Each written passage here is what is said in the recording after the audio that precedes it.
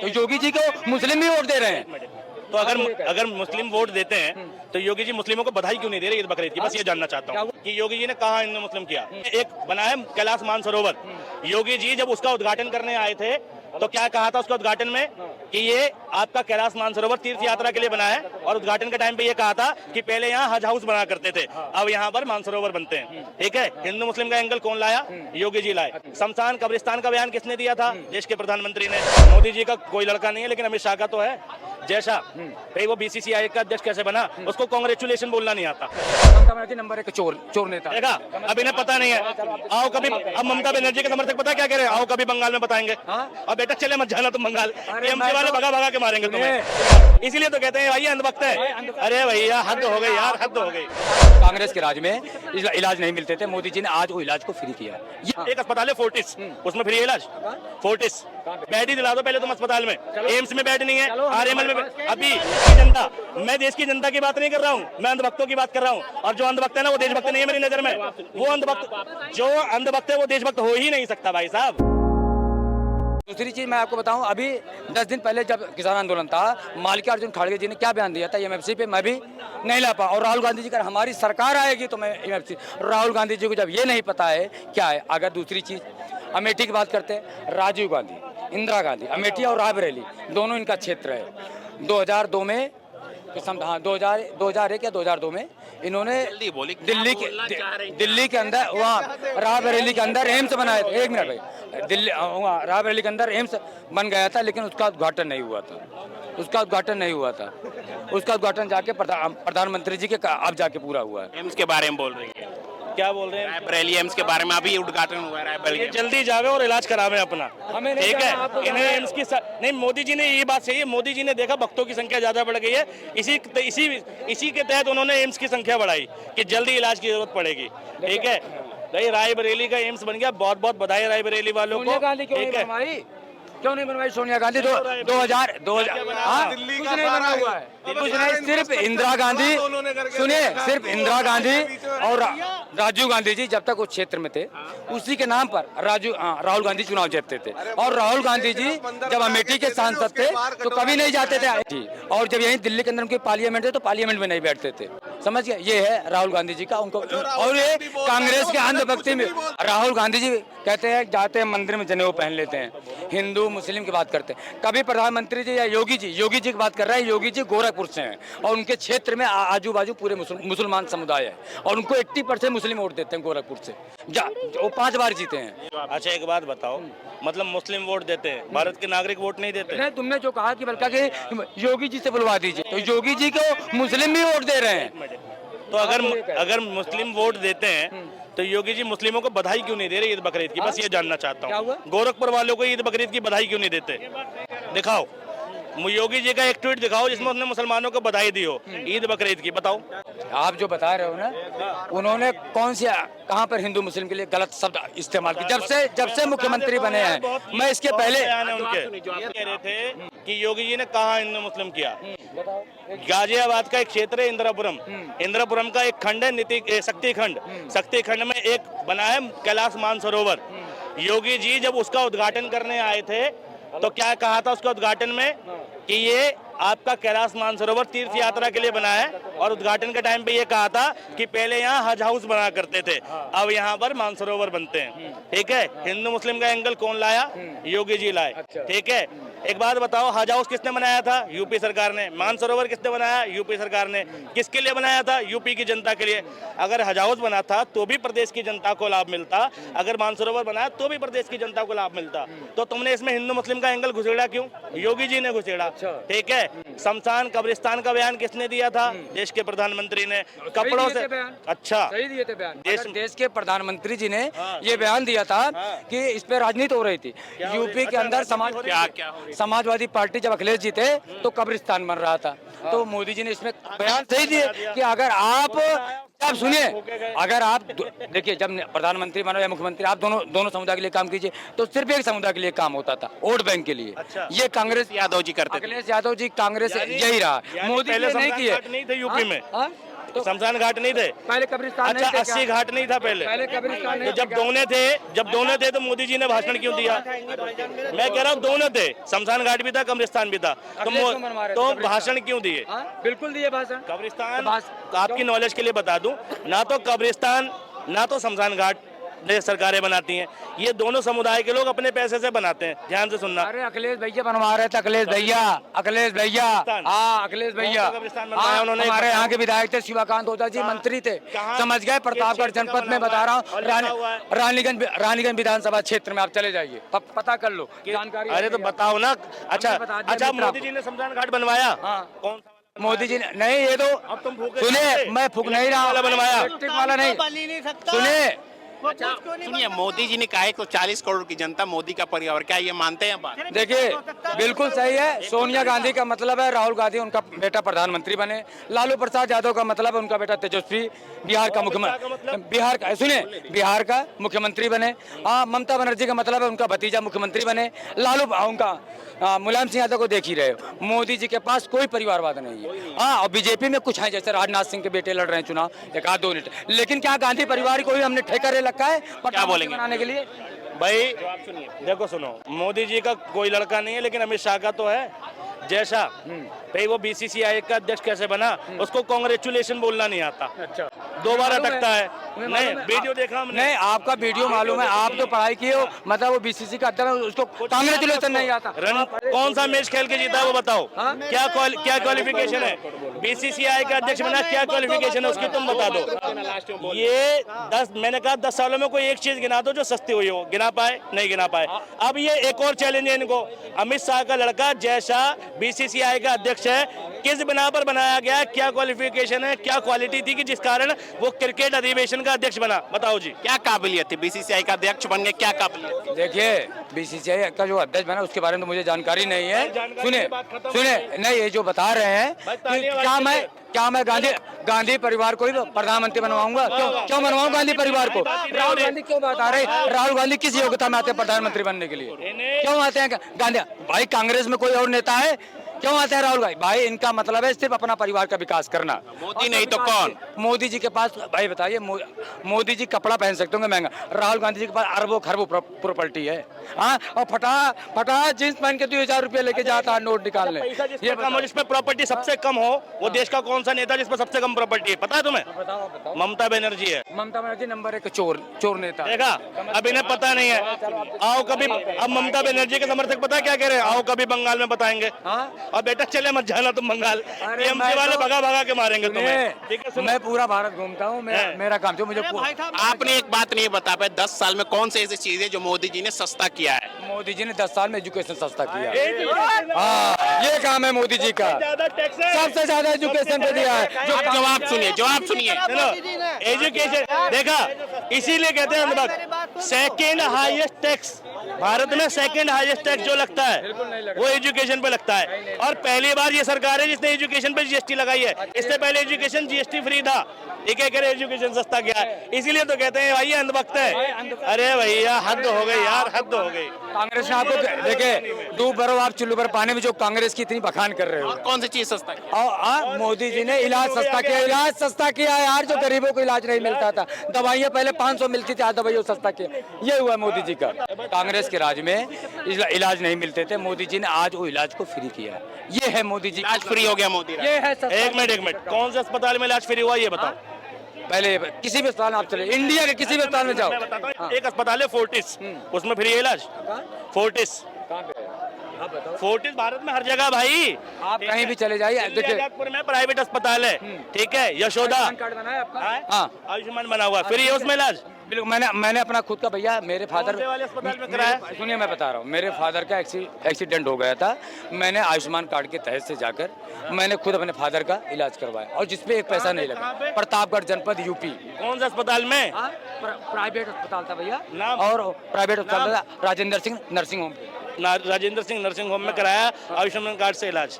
ठीक है, अब ये सुनो, आयुष्मान कार्ड चलता है राजेंद्र सिंह ना, सरकारी अस्पताल है वो, ठीक है। और सुनो, और जो आयुष्मान कार्ड चलता है वो सरकारी अस्पतालों में चलता है, प्राइवेट में नहीं चलता। दिल्ली की सरकार एकमात्र सरकार ऐसी है जो एक्सीडेंटल केस पे प्राइवेट में भी इलाज फ्री देती है। भारत में कोई अस्पताल नहीं है, ठीक है। और दूसरी बात, और सुनो, इलाज तो छोड़ो, बेड ही दिला दो पहले तुम अस्पताल में। एम्स में बेड नहीं है, आरएमएल में अभी कल ही चलना, ठीक है। और बेड्स नहीं मिला, फिर क्या करोगे तुम? और रही बात आयुष्मान की, तो उसमें घोटाला हुआ है। 4 लाख नंबर एक ही नंबर से रजिस्टर्ड थे, 4 लाख आयुष्मान कार्ड, पता है तुम्हें? एक करप्शन था उसमें, ठीक है। और यूपी की पब्लिक तो सारे गाजियाबाद की पब्लिक दिल्ली इलाज करा रही है, क्यों आ रहे हैं भाई? यूपी में अगर देखो, यूपी में खोड़ा, सुनो बता रहा हूँ तुम्हें, गाजियाबाद का खोड़ा, ठीक है, खोड़ा है 12.5 लाख की आबादी, गाजियाबाद का कनावनी, ठीक है, 1-1.5 लाख की आबादी, पूरा इंदिरापुरम करीब 10-12 लाख की आबादी, ठीक है। और गाजियाबाद के क्षेत्र में एक सरकारी अस्पताल गिनाओ जो बेहतरीन हो। इंदिरापुरम जो पोश एरिया है, जहाँ ठीक ठाक है, सड़कें वड़के और सारा अच्छा कुछ है, वहाँ सरकारी अस्पताल गिनाओ कहाँ है?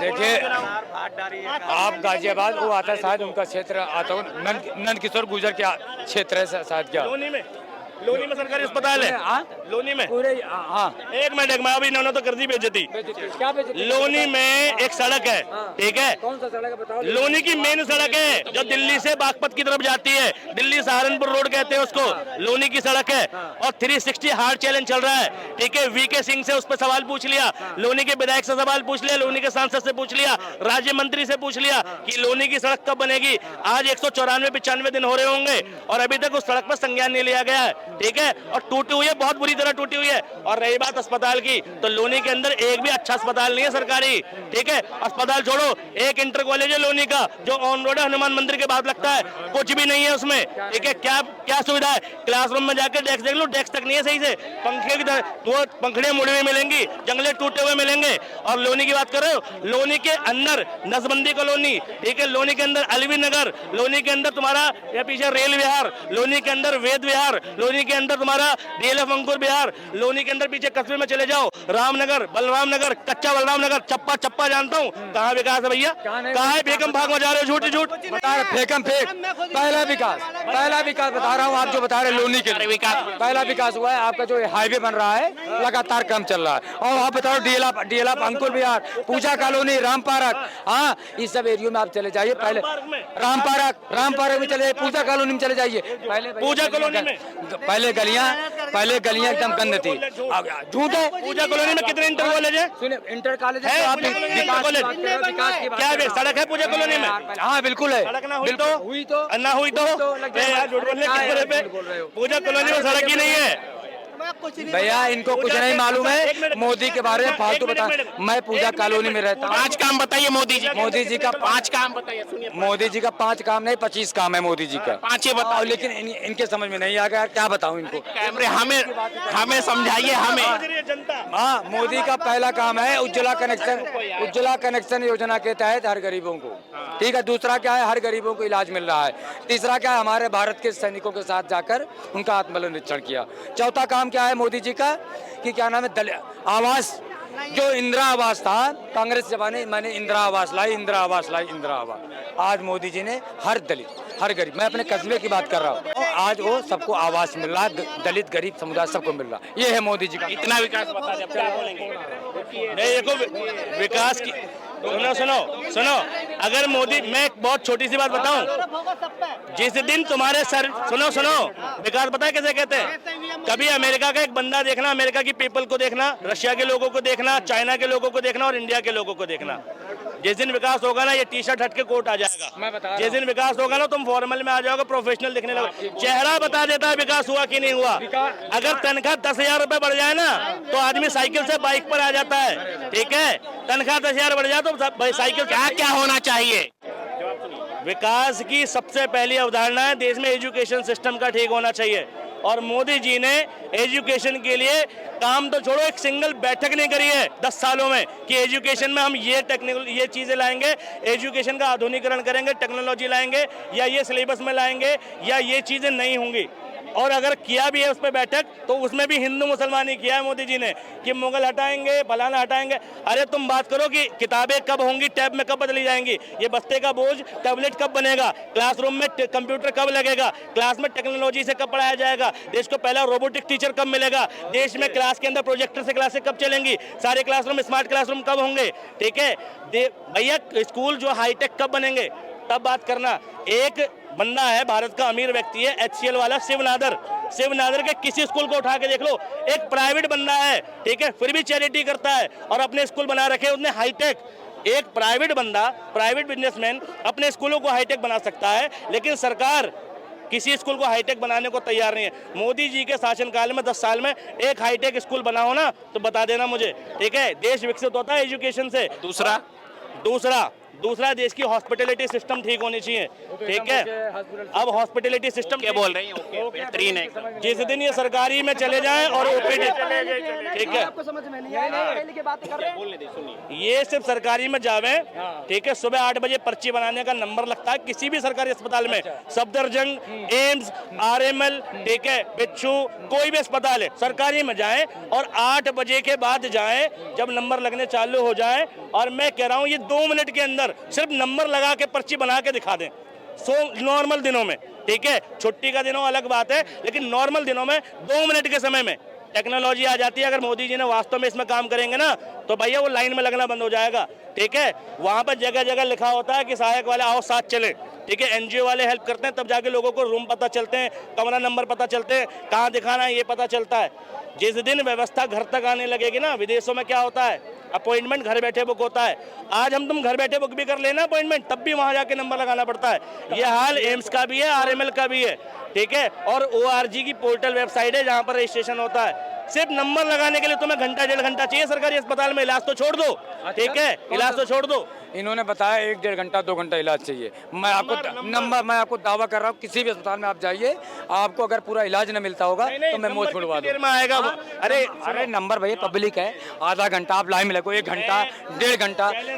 अरे मैं तुम्हें चैलेंज दे रहा हूँ, अगर नहीं हुआ तो तुम कपड़ा उतार के, हाँ मैं घूम लूंगा, ये घूम लेंगे, घूमेंगे। हाँ बिल्कुल, अगर नहीं हुआ तो मैं आपके सामने ऑन द कैमरे में कहता हूँ, हाँ 2 घंटा 3 घंटे में नंबर आ सकता है। लेकिन इलाज की बात कर रहे हो, इलाज बिल्कुल एकदम सही मिला। जो कांग्रेस के जमाने में इलाज नहीं मिलते थे, जो आधे ज्यादा डॉक्टर बैठते नहीं थे, दवाइयाँ जो सरकारी में तो बाहर लिखते थे, आज ये मोदी जी के राज में नहीं है, ये है मोदी जी का काम। मोदी जी के राज में तो गलती नहीं है भाई साहब, भाई इलाज की जरूरत है वास्तव में। और ये मोदी जी ने बहुत अच्छा काम किया कि देश में एम्स की संख्या बढ़ा दी, क्योंकि देश में पागलों की संख्या में भी बहुत ज्यादा बढ़ा हुआ है, ठीक है। पागलों की संख्या बहुत ज्यादा बढ़ गई है, तो एम्स की जरूरत है इस देश में, वास्तव में जरूरत है। क्या बोल रहे हैं भाई साहब, देश की जनता को तो पागल मत ही बोलो, देश की जनता को पागल मत ही बोलो। एम्स में इलाज कराने वाले आम जनता होती है। सोनिया गांधी तो इटली में जाती है इलाज करवाने के लिए, ठीक है। तो साहब देश की जनता को पागल मत बोलो। कुछ लोग कहते हैं जो भाजपा को वोट देता है वो राक्षस होती है। तो साहब देश की जनता से ऐसी क्या दुश्मनी है कि आप सारी दुश्मनी देश की जनता के ऊपर निकाल रहे हो और कहते हो EVM हैक हो गया। मुझे भविष्य का अमित शाह दिख रहा है भाई साहब में। गलती इनकी नहीं है, भाजपा के पुरजोर समर्थक हैं, ठीक है। देश की जनता, मैं देश की जनता की बात नहीं कर रहा हूँ, मैं अंधभक्तों की बात कर रहा हूँ। और जो अंधभक्त है ना वो देशभक्त नहीं है मेरी नजर में। वो जो अंधभक्त है वो देशभक्त हो ही नहीं सकता भाई साहब, ठीक है। और अंधभक्त को इलाज की जरूरत है, अंधभक्त को इलाज की जरूरत है, ठीक है, देश की जनता को नहीं। जो आज भी देश में देश के बेसिक मुद्दों पर चुनाव कर रहा है, वोट दे रहा है, देश में एजुकेशन के नाम पर वोट दे रहा है, उसको इलाज की जरूरत नहीं है। जो धर्म के नाम पर वोट दे रहा है, जो किसी एक व्यक्ति को राजा बनाए बैठा है, उसको इलाज की जरूरत है। आप बोलिए, क्या देखिए भाई साहब, इन्होंने क्या कहा था, आपने क्या कहा था अभी?